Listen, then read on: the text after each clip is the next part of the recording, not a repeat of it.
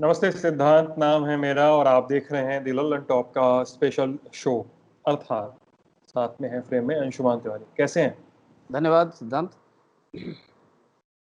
CMI के नए आंकड़े आ गए हैं। मतलब जुलाई में मुझे याद है कि हमने एक अर्थात का अंक किया था जिसमें हमने ये बात की थी कि क्या सरकार बेरोजगारी के आंकड़ों को छिपा रही है। मतलब सीएमआई के आंकड़े कहते हैं कि जुलाई में ही सर देश में 50 लाख सैलरीड एम्प्लॉयज की नौकरी जा चुकी है और अनऑर्गेनाइज सेक्टर जोड़ लीजिए तो वो संख्या 1 करोड़ के आसपास है। जी, नहीं, अनऑर्गेनाइज सेक्टर को अगर आप जोड़ लीजिए तो संख्या 10 करोड़ के आसपास है। केवल केवल सैलरीड क्लास की नौकरियां अप्रैल से लेकर जुलाई तक 2 करोड़ नौकरियां गई हैं। और ये चीज जुलाई में जब हम लोग चर्चा कर रहे थे और हमने अर्थात क्या 1 कहते करोड़ हैं, 89 लाख के 1 लाख नवासी, आसपास है वो। हाँ। हाँ, 1 करोड़ 89 लाख के आसपास है सैलरीड क्लास की, जो वेतन हम्म। वेतन देने वाले हैं। अब उनमें वेतन भोगियों में वो भी हैं जिनको जो जो कॉन्ट्रैक्ट पर हैं या जिन्हें जिन्हें किसी तरीके की अनुबंध सुरक्षा मिलती है, और वो भी हैं जिनके पास कोई अनुबंध सुरक्षा नहीं पर उनको नियमित वेतन आता रहता है। बहुत सारे ऐसे लोग हैं।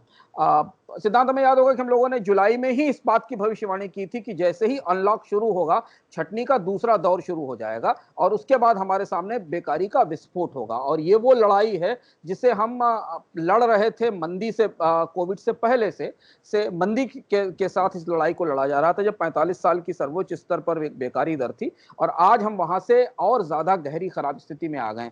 और ये आंकड़ा अभी दूसरी छटनी का है, और ये छटनी तब हुई है, इसे समझना इस संदर्भ में जरूरी है। आत्मनिर्भर पैकेज आया 20 लाख करोड़ का, उम्मीदें की गई थी कि शायद उससे उद्योगों को कुछ भरोसा बंधेगा और वो लोगों को रोजगार में रोकने की कोशिश करेंगे, पर ऐसा नहीं हुआ।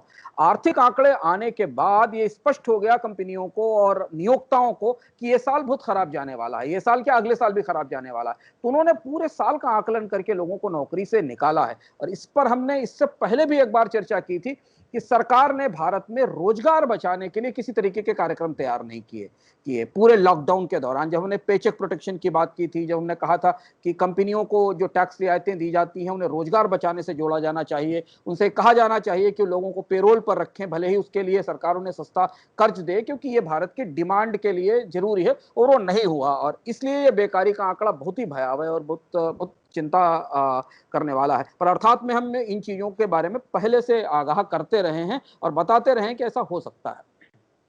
हाँ, पेचेक प्रोटेक्शन की बात तो हमने कई कई बार कई एपिसोड में दोहराई है चलते चलते। पिछला अंक हमारा बैंकिंग संकट पे था। जो देश के बैंक हैं वो किस तरह से विलय के कगार पे हैं। कुछ बैंकों का विलय, प्राइवेटाइजेशन क्यों नहीं हुआ, क्या क्या समस्याएं हैं बैंकों के सामने, हमारे प्लेलिस्ट में जाकर आप देख सकते हैं। क्या है सर इस बार इंडिया टुडे हिंदी का अंक? इस बार के अंक में हम सुशांत सिंह की जो पूरी मर्डर मिस्ट्री है, या ये जो डेथ मिस्ट्री है या सुसाइड मिस्ट्री है, इसको समझने की कोशिश कर रहे हैं। इसके बहुत सारे आयाम हैं, बहुत सारे तथ्य, अप्रामाणिक तथ्य और अप्रासंगिक तथ्य भी हैं, बहुत सारे रहस्य भी हैं, बहुत सारे सवाल भी हैं। और अब जबकि सुप्रीम कोर्ट ने इसे सीबीआई को जांच के लिए सौंप दिया है, तो अलग अलग आयाम क्या हैं इस पूरी घटना के, इसे समझने की कोशिश कर रहे हैं। और इस बार का अंक एक उभरते स्टार की रहस्यमय मृत्यु पर केंद्रित है। और इसके जितने भी आयाम हैं, जांच के, फोरेंसिक के कंट्रोवर्सीज के और पॉलिटिक्स इसके आसपास जितनी ज्यादा हुई है, उसको समेटते हुए इस बार का अंक है। बड़े अर्थात पे चलते हैं। जिया मोरा पढ़ने को चाहे, सर्वेश्वर दयाल सक्सेना की कविता है। बहुत अच्छी कविता है, मेरी भी प्रिय है जी सर। पूरी बहस जो है नई शिक्षा नीति के आसपास की बात करें तो पूरी बहस नई शिक्षा नीति के आसपास और सब कुछ है, तो वो उस फॉर्मूले पे टिकी हुई है जहां पे कई राज्य, दक्षिण भारतीय राज्य हिंदी का विरोध कर रहे हैं। उनका भी कहना अपने रूप में तार्किक है और पूरी बहस को भाषा के रूप में सिमटा दिया गया है। लेकिन इस बहस का एक दूसरा हिस्सा भी है, हम इस अर्थात से जान रहे हैं। इस बहस का दूसरा हिस्सा ये है कि शिक्षा का स्तर क्या है हमारे यहाँ। जिस शिक्षा नीति की बात तो हम कर रहे हैं, लेकिन शिक्षा के स्तर, उसके टैक्सेशन, उसकी फंडिंग, इस पर बात करना चाह रहे हैं। क्या है सर वो? एक किस्सा सुनाते हैं सिद्धांत आपको को, जिससे हमें समझ में आएगा कि हमारी बहसें कैसे अप्रासंगिक हो जाती हैं और हम कैसे दूसरी तरफ बहसों को ले जाते हैं। एक अस्पताल में कई सारे मरीज भर्ती थे, उन्हें काफी महंगा और घटिया खाना दिया जाता था। तो एक दिन उन्होंने सवाल उठाया, चिल्लाए, आंदोलन किया, निदेशक का दफ्तर घेरा और उससे कहा जाके कि क्या मतलब हम इतना टैक्स पे करते हैं, पूरा पैसा देते हैं, इतना खराब खाना मिलता है। तो उस डायरेक्टर ने कहा कि नहीं, सही बात है, खाना सही मिलना चाहिए, हम किचन में जो भी काम कर रहे हैं उनको बदलेंगे। चलिए हम लोग एक बहस शुरू करते हैं कि खाने में दिया क्या जाए, मांसाहार दिया जाए या शाकाहार दिया जाए, काली दाल खाई जाए या पीली दाल खाई जाए, चने की रोटी दी जाए या गेहूं की रोटी दी जाए, व्हाइट राइस दिया जाए या ब्राउन राइस दिया जाए। और अब मरीज उस बहस में लग गए, व्हाट्सएप ग्रुप बन गए, अलग अलग लोगों ने इतिहास खोजना शुरू कर दिया, निकालना शुरू कर दिया कि कब मांसाहार देने से तबीयत ठीक हुई है, कब शाकाहार देने से तबीयत खराब हुई है। जो लोग अस्पताल में भर्ती नहीं भी थे वो लोग भी बाहर वाले उस बहस में कूद पड़े, और इस पूरी बहस के बीच खाने की गुणवत्ता और उसकी कीमत की बहस की जगह बहस इस पर आ गई कि खाने में दिया क्या जाना चाहिए, खाना क्या खिलाया जाना चाहिए, इस पर बहस आ गई। इस बीच क्या हुआ कि अस्पताल के मैनेजमेंट ने एक नए कॉन्ट्रैक्टर को बुलाया, उसे पूरा किचन और पूरा पूरा निजाम उसको सौंप दिया। उसने क्या किया कि उसने अच्छी क्वालिटी के खाने के लिए एक अलग दर तय कर दी। वो सामान्य खाने की दर से ज्यादा महंगी थी कि अच्छी क्वालिटी का खाना जो है वो इस दर पर मिलेगा, और जो सामान्य खाना किचन में मिल रहा था वो इस दर पर मिलेगा। तो अधिकांश लोग उस अस्पताल में रहने वाले जो लोग थे वो उनमें से बहुत कम लोग ऐसे थे जो उस अच्छी क्वालिटी का खाना उस महंगी दर पर खरीद सकते थे, उनके लिए किचन में व्यवस्था थी। ज्यादा लोग वापस फिर लौट कर उसी सड़े दाल चावल पे लौट गए। अगर आप भाषाई विवाद में या भाषाई उबाल में या भाषा की दृष्टि से शिक्षा को पढ़ाने का कौन सा भाषाई माध्यम होना चाहिए, इस बहस में बहुत एक्साइटेड हैं या आपको लगता है, तो इस कहानी में अस्पताल की जगह स्कूल रख दीजिए, भोजन की जगह अच्छा। भोजन की जगह शिक्षा रख दीजिए, और निजाम की जगह नई शिक्षा नीति को रख दीजिए, और आप इसका इसका सच देख पाएंगे। दरअसल असली सवाल शिक्षा के सिद्धांत टैक्स के हैं, लागत के हैं और उसकी गुणवत्ता के हैं, और ये तीनों एक दूसरे से जुड़ते हैं। शिक्षा की लागत, शिक्षा की गुणवत्ता और शिक्षा के लिए हमसे लिया जाने वाला पैसा। इन सवालों पर बहस नहीं होती या नहीं हो पाती, इसलिए हम दूसरी तरफ मोड़ दिए जाते हैं, जहां हम भाषाई बहसों में उलझ जाते हैं। भाषाई बहसें प्रासंगिक हैं, उनका अपना महत्व है, पर उससे पहले हमारे लिए यह समझना जरूरी है कि शिक्षा है भी क्या। शिक्षा जिस लागत पर दी जा रही है वो उस लागत का कितना हिस्सा हमसे लिया जा रहा है, और शिक्षा का पूरा जो वित्तीय ढांचा है वो चरमरा गया है। और नई शिक्षा नीति इस पूरे हिस्से पर कुछ क्यों नहीं बोलती वो इस आदर्शवादी बहसों की तरफ क्यों ले जाती है, जो व्यवहारिकता, जो यथार्थ हमारे जीवन में शिक्षा से जुड़ा हुआ है उसे क्यों नहीं ले जाती है। यह समझना हमारे लिए जरूरी है, और इसलिए जब हम इसके भीतर उतरते हैं तो हमें बिल्कुल एक दूसरे तरीके के आयाम दिखाई देते हैं, जो शायद भाषाई बहसों से ज्यादा प्रासंगिक हैं हमारे लिए समझना। जो लोग शिक्षा नीति से, जिनका पास्ट शिक्षा से जुड़ा हुआ है और जिनके परिवार और जिनका भविष्य शिक्षा से जुड़ा हुआ है, इसे समझना हमारे लिए जरूरी है। मतलब एक एस्केप रूट भी शायद हो सकता है कि हम भाषा की बहसों में उलझे रहें, हम उसके स्ट्रक्चर की बहसों में उलझे रहें, और जब हमें जो सवाल उठाने चाहिए हम वो सवाल नहीं उठा रहे हैं। समय समय पर सर हम शिक्षा के नाम पर टैक्स या सेस देते रहे हैं, फिर भी सरकार अपने टारगेट मिस कर रही है इस पूरे प्रकरण में, इस पूरे उसमें, और हम भाषा पर उलझे हुए हैं। क्या है सर वो मुद्दा? हम जितनी भी शिक्षा नीति पर पिछले दिनों में हमने जितनी चर्चाएं सुनी, सोशल नेटवर्क पर, सोशल मीडिया पर और बाकी जगह, वो सारी चर्चाएं सिर्फ इस बात पर केंद्रित थी कि शिक्षा को पढ़ाने का माध्यम क्या होना चाहिए। तब आपका सवाल की बात सही लगती है कि कहीं ना कहीं हम भावनात्मक बहसों में उबाल कर उन सवालों से बचाने की कोशिश की जाती है। एक निहित समूह बन जाता है जो उन सवालों को पूछने से हमें रोकता है, या सवाल पूछने के लिए हमें इंपावर नहीं करता है, जो अंततः सरकार से पूछे जाने चाहिए। जैसे हम दुनिया के बड़े देशों में अकेले होंगे शायद जहां शिक्षा के नाम पर अलग से टैक्स वसूला जाता है, जबकि शिक्षा सरकार के दायित्व का हिस्सा है। पूरे ह्यूज 7-8 लाख करोड़ रुपए का टैक्स जो सरकार को हम देते हैं उससे शिक्षा नहीं दी जाती, बल्कि उसके बाद हम शिक्षा के लिए एक अलग से सेस देते हैं। सेस दुनिया के सबसे घटिया टैक्स होते हैं, क्योंकि टैक्स के ऊपर टैक्स होते हैं, इन्हें अलग से लगाया जाता है। और कब से वसूल रहे हैं? 2004 से में शिक्षा के ऊपर पहली बार 1% का प्रारंभिक शिक्षा सेस लगाया गया था, और ये सेस हमारे इनकम टैक्स पर भी लगता है, और हमारे इनडायरेक्ट टैक्स यानी जीएसटी, कस्टम एक्साइज, जितना भी टैक्स हम पे करते हैं, चाहे अपनी आय पर पे करते हो या अपनी खपत पर पे करते हो, इस पर लगता है। 2004 से 2019-20 के बीच सिद्धांत 4,25,000 करोड़ रुपए का सेस वसूला जा चुका है। शुरुआत में जब प्रारंभिक शिक्षा सेस 2% का आया था तो काफी सवाल उठे उठे, लोगों ने उस समय संसद में सवाल उठाया, सीएजी ने सवाल उठाए, तो सरकार ने एक प्रारंभिक शिक्षा कोष बना दिया और कहा गया कि इसका सेस निकलकर, जो सेस हम कलेक्ट करेंगे उस प्रारंभिक शिक्षा कोष में जाएगा और इसका ये पैसा सर्व शिक्षा अभियान के लिए खर्च होगा। लेकिन इसके बाद एक नया खेल शुरू हुआ। सरकार को टैक्स लगाने की आदत पड़ गई शिक्षा के नाम पर, या हम कहें कि सरकार को समझ में आ गया कि लोग इतने समझदार नहीं हैं कि वो एक हाथ से अलग से टैक्स दे रहे हैं और दूसरे हाथ से शिक्षा के नाम पर अलग टैक्स दे रहे हैं, वो ज्यादा टैक्स दे सकते हैं। 2007-8 में एक नया काम हुआ, माध्यमिक और उच्च शिक्षा के नाम से 1% का नया सेस लगा दिया गया। तो 2004 से हम 2% का सेस देते थे प्राइमरी एजुकेशन के नाम पर, 2007 से हमने माध्यमिक और उच्च शिक्षा के नाम पर भी टैक्स देना शुरू कर दिया, जबकि हम इसके अलावा फीस और बाकी सुविधाएं और बाकी राज्य सरकारों को जो बजट मिलता था वो अलग था। इस बारे में जब सीएजी ने पूछा, सीएजी की रिपोर्ट है पब्लिक डोमेन में, इस बारे में जब सीएजी ने पूछा कि आखिर ये सेस कहां जा रहा है, माध्यमिक उच्च शिक्षा वाला, ये कहां खर्च होता है, इसको कहां इस्तेमाल किया जाता है, क्योंकि सेस जो है वो इसलिए बहुत ज्यादा अपारदर्शी और ओपेक होते हैं। सरकारें कभी ये नहीं बताती कि वो जिस पर्पस से खरीदा गया सेस है, लगाया गया टैक्स है, वो कहां इस्तेमाल हो रहा है। और ऐसी लंबी जमात है सेस की, हम इससे पहले अर्थात में इस पर चर्चा भी कर चुके हैं कि भारत में टैक्स पर टैक्स लगाने की जो परंपरा है, आदत है, वो जीएसटी आने के बाद भी खत्म नहीं हुई। जैसे आप रोड के डेवलपमेंट पर सेस लगाते हैं, ग्रीन एनर्जी सेस लगाते हैं, वो एक अलग व्यवस्था है, कृषि कल्याण सेस, तमाम तरीके से। तो लेकिन सरकार ने इसका जवाब नहीं दिया कि ये जो एजुकेशन के नाम पर हमसे अलग से पैसा वसूला जाता, हम ही को शिक्षा देने के लिए हमसे पैसा वसूला जाता है, हमारे टैक्स के ऊपर जितना हम टैक्स पे कर रहे हैं उससे अतिरिक्त वसूला जाता है, वो कहां खर्च होता है। इसके बाद सीएजी के पूछने पर भी जवाब नहीं दिया। सीएसी के पूछने के बाद भी सरकार ने नहीं बताया कि ये जो अलग से माध्यमिक और उच्च शिक्षा वाला टैक्स है कहां जाता है। इसके बाद एक और नया काम हुआ, इसके बाद इसमें 1% से और बढ़ा दिया गया और इसे हेल्थ एंड एजुकेशन सेस में बदल दिया गया। तो आज आप जो टैक्स पे कर रहे हैं, जो सेस पे करते हैं, जो आपके डायरेक्ट और इनडायरेक्ट टैक्सेस पे लगता है, वो हेल्थ और एजुकेशन सेस है जो 4% का है। अब आप समझने की कोशिश करिए, इसके अलावा आप किताब खरीदने पर स्टेशनरी पर, पढ़ाई की सेवाओं पर, स्कूल में चलने वाली बस पर और बहुत सारी बाकी चीजों पर अलग से टैक्स देते हैं, जो जीएसटी और कंजम्पशन के तौर पर लगने वाला टैक्स है।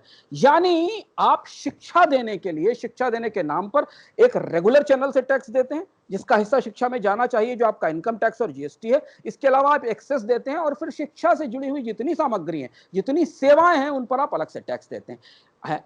इतनी टैक्सों से लंदी फंदी शिक्षा व्यवस्था के बाद भारत में शिक्षा पर खूब खर्च होना चाहिए था। हम उन आंकड़ों में नहीं जाते कि भारत में, दुनिया में शिक्षक छात्र अनुपात कितना खराब है, भारत में स्कूलों की स्थिति क्या है, इसके बहुत सारे आंकड़े पब्लिक डोमेन में उपलब्ध हैं। पर हमें इतना टैक्स होने के बाद भारत में शिक्षा पर कम से कम सरकार का खर्च तो बेहतर होना चाहिए था, स्कूल तो होने चाहिए थे, टीचर तो होने चाहिए थे। नई शिक्षा नीति ने ये कोई लक्ष्य नहीं रखा कि भारत में कितने दिनों में शिक्षा पर खर्च बढ़ाया जाएगा। उसने कहा कि जल्द से जल्द भारत में जीडीपी के अनुपात में शिक्षा पर खर्च को 3% से 6% कर दिया जाएगा। आज 3% है, उसे 6% कर दिया जाएगा और सारी सरकारी खर्च के अनुपात में जो शिक्षा पर खर्च है 10%, उसे 20% किया जाएगा। इसका कोई टारगेट नहीं। पर सरकारें चूंकि अपने ही कर्मों से अपना विश्वास खोती हैं, सरकार की विश्वसनीयता उनके कामों से खत्म होती है। 2014 से 2020 के बीच में इस सारे सेस और टैक्सेशन के बावजूद सरकार के कुल खर्च में शिक्षा का हिस्सा 4% से घटकर 3.14% से घटकर 3.40% रह गया। आपके सामने लंबे चौड़े टारगेट के बावजूद आपके सामने एक सरकार है जो आपको नई शिक्षा नीति से यह बता रही है कि वो कुछ समय में डबल कर देगी खर्च, और उसी सरकार के बजट के आंकड़े बता रहे हैं कि शिक्षा पर खर्च पिछले 5 साल में कितनी तेजी से घटा है। और अगर आप इसमें महंगाई जोड़ने से, क्योंकि हमें समझना जरूरी है, क्योंकि शिक्षा की बहस महंगाई की बहस है। हर साल हम फीस ज्यादा देते हैं, हर साल किताबें महंगी होती जाती हैं, हर साल शिक्षा सामग्री महंगी होती जाती। अगर आप महंगाई को सरकार के शिक्षा खर्च में जोड़ लें तो एक्चुअली खर्च घट गया है, क्योंकि महंगाई की दर ऑलमोस्ट 5 से 6% रही है और सरकार का खर्च केवल 4% बढ़ रहा है। यानी कि शिक्षा की लागत जिस गति से बढ़ी है, सरकार का खर्च तो उतना भी नहीं बढ़ा है, जबकि हमारी शिक्षा की लागत बढ़ने की तुलना में सरकार का खर्च दोगुनी गति से बढ़ना चाहिए था। जबकि हम कम टैक्स पे नहीं करते शिक्षा के नाम पर। हम दुनिया के उन देशों में हैं जहां शिक्षा के नाम पर खूब दबाकर टैक्स लिया जाता है। दरअसल भारत में निजी और सरकारी दोनों स्तरों पर शिक्षा का जो आर्थिक ढांचा है वो पूरी तरह ध्वस्त हो चुका है, वो बैठ चुका है। इसलिए नई शिक्षा नीति इन इस आर्थिक ढांचे के ध्वस्त होने या इसके सवालों से मुंह चुराती है, उससे बचती है, उस पर कोई कोई स्पष्ट बात नहीं कहती, ना वो सवाल लेने की कोशिश करती है। सरकार में भारी टैक्स के बावजूद सरकारी शिक्षा व्यवस्था में कोई गुणवत्ता नहीं है। भारी टैक्स है, सप्लाई की शॉर्टेज है, स्कूल नहीं है, टीचर नहीं है, कोई गुणवत्ता नहीं, लेकिन टैक्स है। और निजी स्कूलों में बहुत भारी फीस है और बहुत अपारदर्शी ढंग का सिस्टम है, लेकिन वहां भी बेहतर पढ़ाई के बाद ऐसी कोई गारंटी नहीं है कि आपको जॉब मिल जाएगा। उसके बाद आपको किसी कोटा या कानपुर में जाकर एक पैरेलल पढ़ाई जरूर करनी पड़ेगी कोचिंग के लिए, जहां आप अपनी पूरी पढ़ाई के बाद 3 से 4 लाख रुपए खर्च करते हैं। यानी जो कोचिंग का सिस्टम, जो हमारी मौजूदा शिक्षा व्यवस्था पर एक प्रश्न चिन्ह की तरह है, उसे हमने अपने स्वाभाविक बिजनेस का हिस्सा मान लिया। यानी पूरी पढ़ाई करने के बाद आप एक और पैरेलल पढ़ाई करते हैं प्राइवेट सेटअप में जाकर, और उसके बाद फिर आप उस एग्जाम को देने की स्थिति में आते हैं, जिस एग्जाम से निकलने के बाद आपको कैसी नौकरी मिलेगी इसकी गारंटी नहीं उन बड़े एग्जाम्स में सिलेक्ट होने के लिए। अच्छा, निजी यानी कॉलेजों कोचिंग वाले इंस्टीट्यूशन को लेकर जो पूरी बहस चलती रही है कि कोचिंग उसको खत्म होना चाहिए और कोचिंग पर, और अल्टीमेटली वो हमारी एजुकेशन पॉलिसी ही है या उसका एग्जीक्यूशन ही है जो उस पूरी कोचिंग वाली पॉलिसी को, पूरे कोचिंग वाले स्ट्रक्चर को बढ़ावा दे रहा है। हाँ, अगर आप एक सामान्य मध्यम वर्गीय परिवार से के बारे में सोचें कि उसका खर्च शिक्षा पे खर्च किया, पहले उसने प्राथमिक शिक्षा पर पैसा खर्च किया, फिर उसके बाद उसने माध्यमिक शिक्षा पर पैसा खर्च किया, फिर उसके बाद उसने उच्च शिक्षा पर पैसा खर्च किया। इतना पढ़ाने के बाद भी जब वो ग्रेजुएट होकर निकला, चाहे किसी भी कॉलेज या प्राइवेट यूनिवर्सिटी से निकला हो, उसे कोई गारंटी नहीं। उसके बाद फिर वो कोटा या कानपुर गया और वहां उसने इंजीनियरिंग या मेडिकल की पढ़ाई की। उसके बाद वो देश के उस टॉप नॉच 5-6 बड़े स्कूल परीक्षाओं में जाने के लायक हुआ, और उसके बाद भी अगर वो मेरिट में आया तो उसे सही कॉलेज मिला, वो एक अलग उसकी लड़ाई, दूसरे तरीके की लड़ाई है।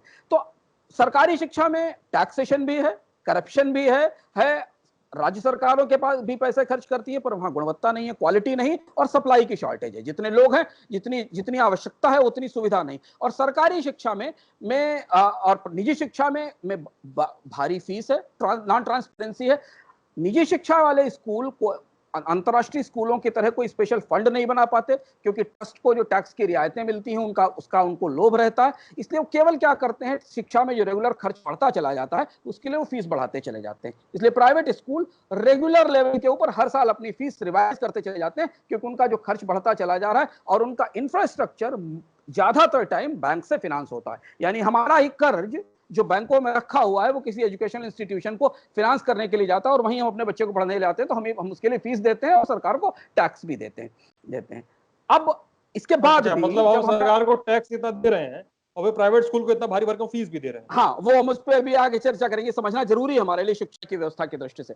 सरकारी शिक्षा पर सारे खर्च की जिम्मेदारी अब राज्यों के ऊपर है। अगर आप सरकार के आंकड़े देखें तो धीमे धीमे पिछले 6-7-8 साल में शिक्षा को डाइवेस्ट किया है सेंट्रल गवर्नमेंट ने अपने तरह से राज्यों की जिम्मेदारी पर। राज्यों के पास फंड्स नहीं है, बजट नहीं, जिस पर हम लगातार चर्चा कर चुके हैं। राज्य क्या करते हैं, स्कूल बनाने को तो तैयार हो जाते हैं, क्योंकि वहां कॉन्ट्रैक्टर है, ठेकेदार है, उसे ठेका मिल जाएगा, स्कूल बन जाएगा। लेकिन राज्य शिक्षकों की भर्ती नहीं करना चाहते। शिक्षा का बुनियादी सवाल फाइनेंशियल इसलिए है कि शिक्षा की गुणवत्ता सुधारने के लिए आपको टीचर चाहिए। बगैर टीचर के हवा में तो किसी जादू से गुणवत्ता सुधरेगी नहीं।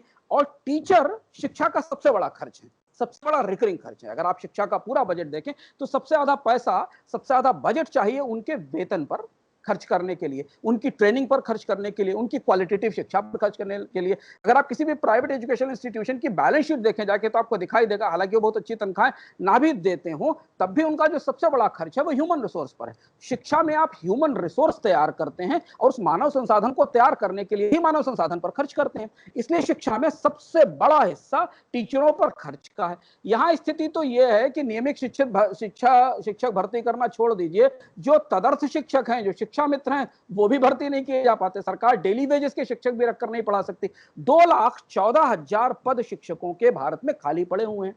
ये आंकड़े सरकारी आंकड़ों में उपलब्ध हैं, और उसमें जो बड़े राज्य हैं, जहां शिक्षा व्यवस्था की बड़ी चुनौतियां हैं, वहां पर शिक्षकों के पद खाली पड़े हैं। बहुत सारे कोर्ट में लिटिगेशन चल रहे हैं। रोज आप शिक्षकों के आंदोलन होते चारों तरफ देखते हैं, जो रिपोर्ट होते हैं। इसमें वो हैं जो तदर्थ शिक्षक भी हैं, जो अनियमित शिक्षक भी हैं, जो प्राइवेट मैनेजमेंट वाले सरकारी फंड से चलने वाले स्कूल हैं, वहां भयानक भ्रष्टाचार है, बगैर पैसे के शिक्षक की भर्ती नहीं होती। अब शिक्षा नीति आपको एक नई नौकरशाही तो बता देती है कि ये रेगुलेटरी इंस्टीट्यूशन बनेगा, उस उसके ऊपर एक नया रेगुलेटर बैठेगा, उसके ऊपर एक तीसरा रेगुलेटर बैठेगा। लेकिन क्या अगर वो भारत में शिक्षकों के वेतन के लिए कोई कोष बनाती, कोई फंड बनाती और ये निर्धारित करती कि भारत में जितना टैक्स है वो टैक्स कम से कम एक ऐसे फंड में जाएगा जहां से हम टीचरों की तनख्वाह और उनकी गुणवत्ता के लिए व्यवस्थित करेंगे, तो आप शिक्षा की गुणवत्ता सुरक्षित कर सकते हैं। बहसों से शिक्षा की गुणवत्ता सुरक्षित नहीं होगी, उसके लिए तो आपको टीचर चाहिए होगा, और टीचर तो तब आएगा जब उसको आप तनख्वाह देंगे और आपके साथ काम करेगा। इसलिए कोई उम्मीद नहीं बनी। तो होता क्या है कि हमारा शिक्षा तंत्र सिद्धांत जो आप कह रहे थे, हमारा दोहरा शोषण करता है और हम दोहरे शोषण का शिकार हैं। एक तरफ हम सरकार को भरपूर टैक्स देते हैं शिक्षा के नाम पर, और दूसरी तरफ हम निजी स्कूल में अपने बच्चे को पढ़ाते हैं। यानी जिस सेवा का हम इस्तेमाल कर ही नहीं रहे हैं, उस सेवा के लिए सरकार हमसे टैक्स लेती है और उसके बाद हमको धकेल देती है प्राइवेट स्कूल के लिए। तो हमारी शिक्षा का टैक्स सरकार के खाते में जाता है और शिक्षा पर हमारा सारा खर्च प्राइवेट स्कूल में जाता है। ध्यान रखना जरूरी है कि जो हाल के सर्वे वो बताते हैं कि शिक्षा में 50% खर्चा केवल फीस का है। एक सामान्य परिवार के लिए 50% शिक्षा में फीस का खर्चा है और करीब 20% खर्चा किताबों और ड्रेस पर होता है। अब ये जो यूनिवर्स है 70% के खर्च का, इसी को तो सस्ता करने के लिए हम सरकार को टैक्स देते थे, चाहे वो हमसे जीएसटी इनकम टैक्स के लेवल पे लेती हो, चाहे वो एजुकेशन सेस के तौर पर लेती हो। ये यूनिवर्स, ये दौर तो सस्ता नहीं होता हमारे लिए। भारत के अर्बन एरिया में या मध्यवर्गीय या छोटे कस्बों में रहने वाले लोग भी इस सुविधा का कोई लाभ नहीं उठाते। उनको तो प्राइवेट स्कूल में जाकर हर साल फीस भी बढ़वानी होती है और हर साल उन्हें वो पैसा भी देना पड़ता है। अब नई शिक्षा नीति के बाद हमने इन बहसों को देखा है कि भारत में अपनी भाषा में शिक्षा होगी तो उससे बेहतरी होगी। पर क्या उन्हें पता है कि इस साल जून में सरकार शिक्षा का फाइनेंशियल सिस्टम कितना कोलैप्स कर चुका है कि इस साल जून में सरकार ने वर्ल्ड बैंक के साथ $50 करोड़ के एक एग्रीमेंट पर हस्ताक्षर किए हैं, जो 6 बड़े राज्यों में शिक्षा का करिकुलम बनाएगा और उस करिकुलम के जरिए टीचर्स को ट्रेनिंग दी जाएगी। तब एक डायमेंशन ये है कि हम शिक्षा से संस्कृति की रक्षा की बात करते हैं, दूसरा डायमेंशन ये है कि वर्ल्ड बैंक हमको $50 करोड़ का लोन देगा, फंडिंग देगा, तब हम 6 बड़े राज्यों में टीचर्स को ट्रेंड कर पाएंगे, जिससे कि वो आगे पढ़ाई करें, दोनों में वो तब वो पढ़ा सके। इसकी ट्रेनिंग के लिए हमें वर्ल्ड बैंक से लोन लेने की जरूरत है। ये खबर, ये चर्चा 24 जून और 25 जून के आसपास ये जो समझौता हुआ था, ये हमारे नजर में नहीं आया। नई शिक्षा नीति से पहले का समझौता था। तो अब ये भी विडंबनापूर्ण ही है सर, ये भी विडंबनापूर्ण ही है। जिन शिक्षकों की भर्ती, जिन शिक्षकों पर पूरा दारोमदार टिका है, उनकी भर्ती नहीं हो रही है। बिहार में ही शिक्षकों का लेकर बहुत सारा मसला चल रहा है, इस समय भयानक आंदोलन हो रहा है हर जगह। वो शिक्षक भी इसी व्यवस्था से पढ़ के निकले हैं। हाँ, वो यहीं से पढ़ के निकले हैं और वो इसमें एनरोल नहीं हो पा रहे हैं। हाँ, तो अब अगर आप इस पूरे स्ट्रक्चर को आप एक बार भाषा की बहस को किनारे रखकर देखें तो आपको दिखाई देगा कि एक दुष्चक्र है, कि एक विशियस साइकिल है। शिक्षा में टैक्स भी है और लूट भी है। प्राइवेट सेक्टर लूटता है, सरकार टैक्स लेती है। पर शिक्षा में न पर्याप्त शिक्षक हैं, न पर्याप्त गुणवत्ता है, न पर्याप्त रोजगार की गारंटी है। प्राइवेट और सरकारी दोनों शिक्षकों की व्यवस्था से देख लीजिए। तो नई शिक्षा नीति क्या कहती है? नई शिक्षा नीति बहुत सफाई के साथ एक कहती है कि हम शिक्षा को एक सेल्फ डिपेंडेंट स्ट्रक्चर बनाएंगे, जहां धीमे धीमे चीजें प्राइवेट सेक्टर में या सेल्फ डिपेंडेंट स्ट्रक्चर के तहत चली जाएंगे। शिक्षा को नौकरशाही के चंगुल से आजाद करने की बात नहीं कहती, क्योंकि एक नई नौकरशाही नई शिक्षा नीति में सुझाई गई है। उसके 4 पैराग्राफ में कम से कम 6 अलग अलग रेगुलेटरी बॉडी सजेस्ट की गई है। यानी किस तरीका का स्ट्रक्चर आएगा? एक नया रेगुलेशन सिस्टम, जहां नौकरशाह और निजी क्षेत्र, प्राइवेट इंस्टीट्यूशंस और उसके ऊपर बैठी हुई गवर्नमेंट की नौकरशाही। शिक्षा नीति कुछ इस तरीके के स्ट्रक्चर पे बात करती है। शिक्षा किसी भी भाषा में हो सकती है, छात्र को राज्य सरकारें, बाकी लोग इस पर तय कर सकते हैं। सिद्धांत, हमारा बुनियादी सवाल है कि पहले यह तो तय हो जाए कि अधिकांश आबादी के लिए शिक्षा होगी भी कि नहीं होगी। अधिकांश आबादी के लोग जिनका महीने का की कमाई 15 से 16 हजार रुपए है, वो कौन सी शिक्षा व्यवस्था में जाएंगे? देखिए, जो खर्च कर सकते हैं शिक्षा पर, वो टैक्स देने के बावजूद सरकार उन्हें प्राइवेट स्कूलों की तरफ पुश करती है। आप हो या बाकी लोग जो इस कार्यक्रम में सुन रहे होंगे, अधिकांश लोग सरकारी स्कूलों की विश्वसनीयता पर विश्वास नहीं करते, वो प्राइवेट स्कूल की तरफ पुश किए जाते हैं। थोड़ा बहुत अगर किसी स्तर पर सरकारी स्कूलों में पढ़ भी लिए हों, तो बाकी सेकेंडरी, थर्ड लेवल पर या हायर एजुकेशन के लेवल पर या प्राइवेट या जॉब्स के लेवल पर वो किसी न किसी तरह प्राइवेट शिक्षा व्यवस्था के तहत चले जाते हैं। और जो सक्षम नहीं है, जो अक्षम है, उनकी पढ़ाई की लागत उठाने का खर्चा उठाने को कोई तैयार नहीं है। नई शिक्षा नीति आप ऊपर से नीचे तक पढ़ ले जाइए, वो आपको इस सवाल का जवाब नहीं देती कि इस देश में अगर एक बहुत बड़ी आबादी महीने में 20,000 रुपए भी नहीं कमाती है, तो उसकी बच्चे की को बेसिक पढ़ाई का खर्चा उठाने का, लागत उठाने का, जहां फीस 50% है, जहां किताबें ड्रेस पर 20% खर्च का है, उसका खर्चा कौन उठाएगा? तो उनका क्या शैक्षिक भविष्य है? उनके लिए कोई शिक्षा है क्या? कि क्या भविष्य में वो वही प्रवासी मजदूर रहेंगे जो गांव से लौटकर आए थे, कि उनके लिए शिक्षा का कोई नहीं होगा? ये सवाल नई शिक्षा नीति नहीं देती। और इन सवालों पर अभी शिक्षा नीति हमारे सामने आई है, इस पर बहस होगी, राज्य सरकार इसे लागू करेंगी। इन सवालों पर अगर हम बहस शुरू करेंगे, हम शिक्षा के फाइनेंसिंग स्ट्रक्चर पर बात करेंगे, हम अपने तरफ से सरकार को दिए जा रहे पैसे के उपयोग पर बात करेंगे, शिक्षा की दरों पर, उसकी क्वालिटी पर, टीचर की शॉर्टेज पर, उनको मिलने वाले फंड पर बात करेंगे, तो शायद बाकी बहसें अपने आप स्थिर हो जाएंगी। और जो आप कह रहे थे ना, जो इसका शीर्षक है आज की चर्चा का, हाँ, तो ये सर्वेश्वर दयाल सक्सेना की बड़ी अच्छी प्रसिद्ध सी कविता है। जो हम इसको लिख रहे थे, इस पर ये रिसर्च कर रहे थे, तो अचानक वो कविता कभी पढ़ी गई थी, तो वो याद आ गई, और वो याद आई तो उसके कुछ स्टेंजा पूरे, उसके कुछ छंद पूरे याद आ गए। तो वो छंद है उनका कि अगुनी भी यहाँ ज्ञान बघारे, अगुनी भी यहाँ ज्ञान बघारे, पोथी बाचे मंत्र उचारे, उनसे पिंड छुड़ा दो महाराज, पाठशाला खुला दो महाराज, मोर जिया पढ़ने को चाहे। तो जो लोग पढ़ना चाहते हैं, जिनका जिया पढ़ने को चाहे, उन्हें शिक्षा नीति पढ़ा पाएगी कि नहीं पढ़ा पाएगी? उनकी शिक्षा का खर्च कौन उठाएगा? वो तो खाने का भी खर्च नहीं उठा पा रहे। ये सवाल का जवाब हमें ढूंढना चाहिए, और चाहिए भी। और नई शिक्षा नीति पर आने वाले दिनों में जब बहसें चलेगी, तो हमें शायद इसके भावनात्मक सवालों के साथ इसके आर्थिक सवालों को, और सरकार की मंशा, नियत और सरकार की पिछली व्यवस्थाएं, पिछली नीतियों की तुलना में जो उसका इंप्लीमेंटेशन हुआ है, जो सरकार ने दिया है, इससे पहले की नीतियों के बाद हमें क्या मिला, इससे पहले की शिक्षा व्यवस्था के बाद हमें क्या मिला, उनकी रोशनी में हमें इसे परखना चाहिए। हाँ, मतलब असमानताएं हैं हमारे यहाँ टैक्स को लेकर। एक एक अपारदर्शिता है, क्योंकि सीएससी पूछ रहा है तो सरकार जवाब नहीं देती है, और इनको पढ़ना है वो पढ़ नहीं पा रहे हैं। और भाषा की बहस, जो किंचित जरूरी बहस भी है, उसमें ही उलझ के सारा कुछ रह गया है। अंशुमान जी, पिछले एपिसोड पर, अर्थात का एपिसोड था जिसमें बैंकिंग की बात हमने की थी, उस पर एक दो सवाल आए हैं, तो उन सवालों के बारे में थोड़ी बातचीत कर लेते हैं हम। पहला सवाल है नीरज कुमार का है। वो पूछ रहे हैं कि banks are collecting money from market to counter effect Covid and moratorium. For example, ICICI has raised funds through QIP few days back. आपका इस पर क्या कहना है? ये क्या उनको बचाने के लिए इतना इतना सफिशिएंट होगा, इतना इतना काफी होगा?